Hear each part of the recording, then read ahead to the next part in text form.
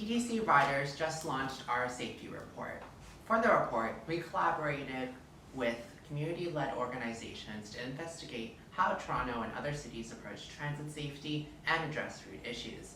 We want to challenge all 2023 mayoral candidates to commit to effective care-based solutions to make the TTC safe for all. That means a resource TTC with reliable service and supportive staff, investing in non-police response to crisis, and ensuring our city has affordable and subsidized housing, safe and suitable shelter options, and enacting a moratorium on encampment evictions so people do not need to seek refuge on the TTC. We spoke to mayoral candidates about safety on the TTC and surveyed them for their stances on crucial issues and policies to make the TTC safe for everyone. We have Fatima calling in with us today. Fatima is an organizer with the Encampment Support Network Parkdale and collaborated with us on this report. Fatima, why are you here with us today? Through my work with ESN Parkdale, I've met, organized with, and built close relationships with lots of unhoused people. And a lot of the unhoused people I know have ended up in the dire situation of having nowhere else to go because they can't find a safe or suitable shelter bed. That is, if they can find one at all. Because according to our city's own metrics, shelters are at 99% capacity. So we shouldn't be surprised that people have nowhere else to go and they end up in parks or on the TTC. The other thing is, a lot of the unhoused people we see on transit aren't necessarily sleeping there. Unhoused people use transit the same way everyone else does too, to get from point A to point B. A lot of the unhoused people I know have jobs and they need to commute to work, and they should be able to do that without dealing with police violence or harassment.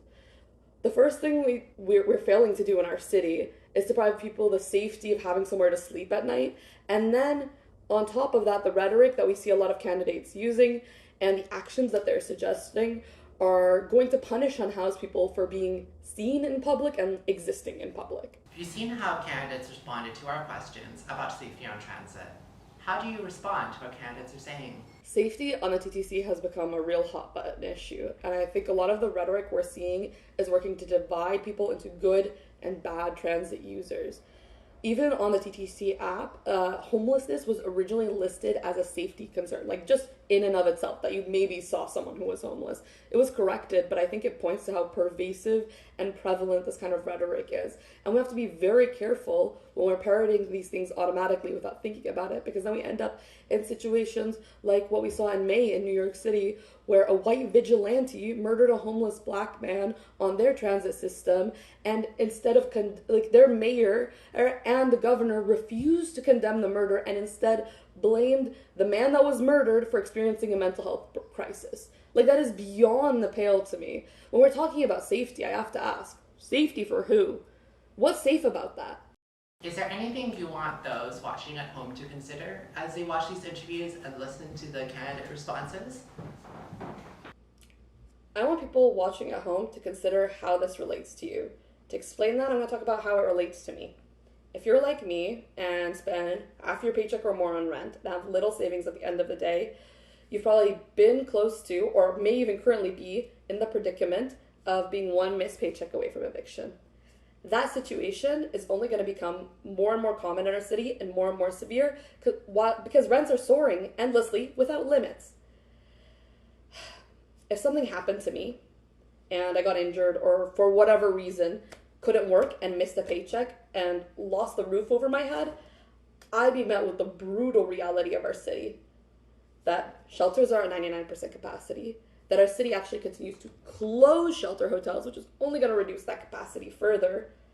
And then when people have nowhere else to go, when they're sleeping in parks, we send in armies of private security and militarized police to brutalize and criminalize people and take the very last of their belongings. And now we're sending more and more police onto transit to continue to brutalize and criminalize unhoused people, but now for the crime of simply being in public and being seen on transit. Let me come back to myself again.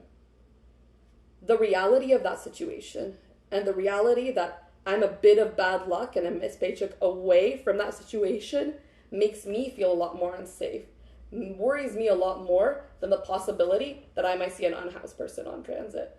But politicians are continuing to fearmonger and try and villainize and make us scared of unhoused people because it's easier for them, it's more convenient for politicians, if we're more scared of homeless people than actually becoming homeless ourselves. Because it's easier for politicians to hire more police and criminalize homeless people than it is to actually address the housing crisis in our city. But the housing crisis in our city is not inevitable. Our government can and must increase, subsidize, and rent geared to income housing, expand and actually build out our shelter hotel program to increase shelter capacity, and immediately enact a moratorium on encampment evictions so we stop punishing people for our city's mistakes. But rather than do any of that, rather than actually address what is making so many of us unsafe and do what it takes to keep us in our homes, politicians would rather villainize unhoused people. That way, they can keep prioritizing the interests of corporate landlords and real estate developers rather than the safety of us, the needs of us, the people that actually live in this city. Okay, so we're not going to show everyone watching at home our interviews with candidates. In particular, we found Anthony Furey's response to our question quite alarming and concerning. After we play this video, I'll get you to respond to what he said, and we'll address the points that he makes.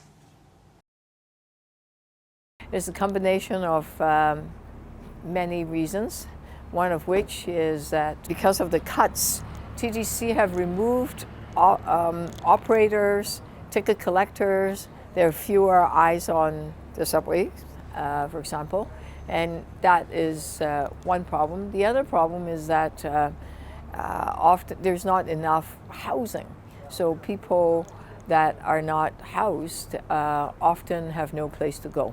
And you know, the root causes could be a combination of different things. You know, mental health, substance abuse and addiction is a challenge in our city right now. We need more support there, not less. I have suggested that we pair transit officers with social workers so that we can actually get people real help and real support that they need. We actually want to get people help and support, and that's not going to be made available to them, you know, within the TTC. That has to be made available to them within the social services that we have. Yeah, you know, the police have a $1.16 billion budget.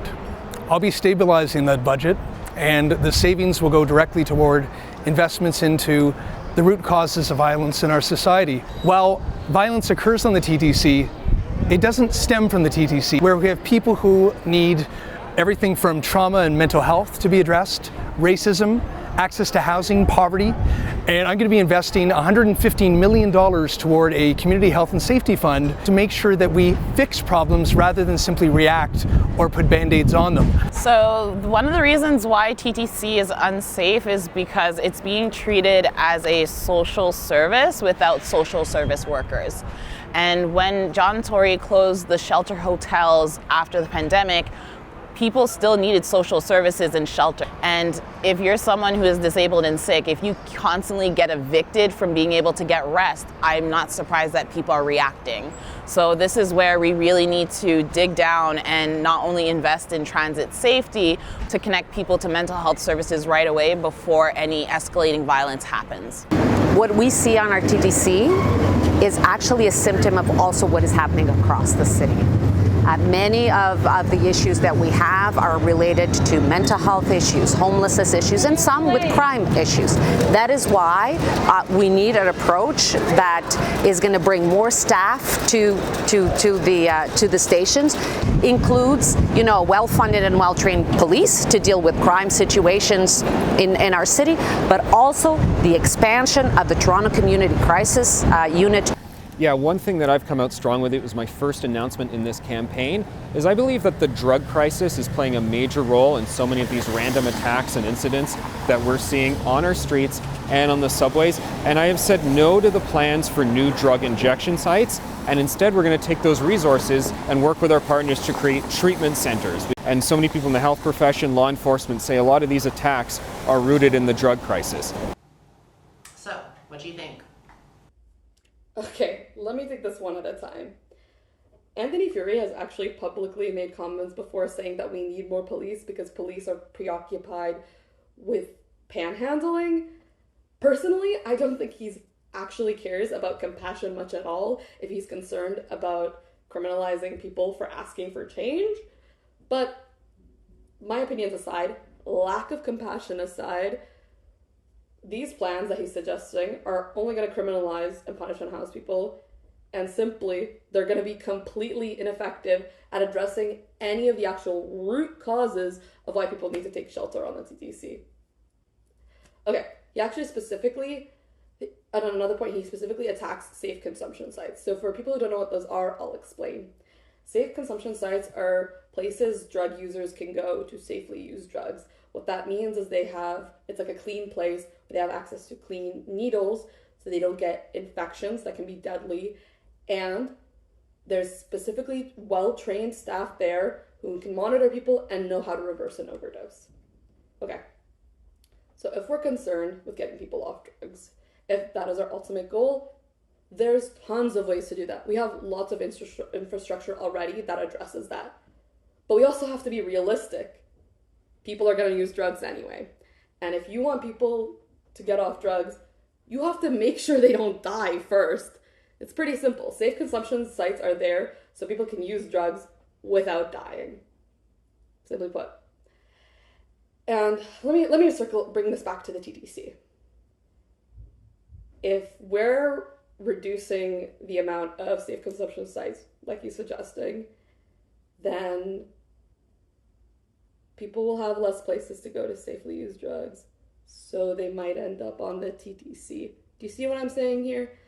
If we're attacking people in encampments and there's no shelter capacity for people to go to, then people might end up sleeping on the TTC.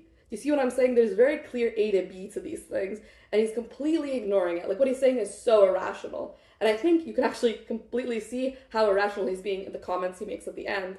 He's talking about, like, honestly, I'm pretty baffled by it. He's talking about using some kind of, like, police or other enforcement to address littering and spills on transit. Okay, so I think most people know how to address a spill. I don't think, like, what is he suggesting? Are we going to give people tickets for spilling their coffee? It's pretty easy to deal with a spill. If we have a well-resourced and well-staffed TTC, somebody can just go clean it up. I think, like, what he's saying, like, sending somebody with a gun to do the job of somebody with a mop, that kind of nonsense logic is what he's trying to apply to all transit issues. It just doesn't make sense. Look, if we know the root causes of issues, which we do, if we know why people are seeking shelter on transit, we can just address those issues. It doesn't, like, what he's suggesting just doesn't make any sense. It's cause and effect, and we can look at the cause. What is brutalizing and criminalizing unhoused people going to do? What he's suggesting these ideas are based in fear. They're not based in reality or common sense. Some candidates have suggested approaching the issue more compassionately with mental health trained staff like crisis teams and housing teams such as Streets to Homes. So what are your opinions on these approaches? Okay, this one's a bit of an easier question to answer. Well, maybe not really. I'll start by saying I'm not opposed to mental health oriented supports. I've told this story before of a woman our group ESM Parkdale knows who, after being turned away from multiple shelters because they wouldn't accommodate her service animal, ended up sleeping in parks and on transit. And one night when she was sleeping rough in a park, she was experiencing mental health distress, and somebody called a crisis team. Luckily, not the police. But the crisis team arrived, and they really couldn't do much for her. What they did is took her to Tim Hortons and gave her a $10 gift card. That's unfortunately what's going to happen if we have these crisis teams without actually providing them with anything to offer people. Because when we talk about mental health crisis, the crisis is that people have nowhere to go. And if these teams don't have anywhere to offer people who have nowhere to sleep, because our city has nothing to offer people, they're going to be ineffective too. Let me put it another way. When we talk about unhoused people with mental health issues, we need to remember how directly those two are linked. Because consider, if you lost your home, if you were sleeping outside in terrible conditions, like literally constantly on the brink, constantly in survival mode, barely getting moments to sleep on transit, and then being woken up by police officers, being harassed. That is a circumstance that warrants mental distress. Do you see what I'm saying? Like, a mental health crisis is an appropriate response to that crisis situation. If that happened to you, you don't have to be mentally ill. You don't have to already be mentally ill to respond that way. That is what should be an expected response to a horrible situation. And it's a horrible situation that we're putting more and more people in. So if we have these crisis teams and we're sending them out, even teams like Suisse Homes that are housing specific, if they can't actually offer somewhere for people to sleep, they're not actually going to address the root cause of these, like, of people's distress. They may be able to have like some immediate like effects in like calming people down, which is why I'm not opposed to them. But if we want them to actually have long-term positive effects, they need to have something to offer to people. And right now they don't, because our city has nothing to offer people. Our city has nowhere for people to go.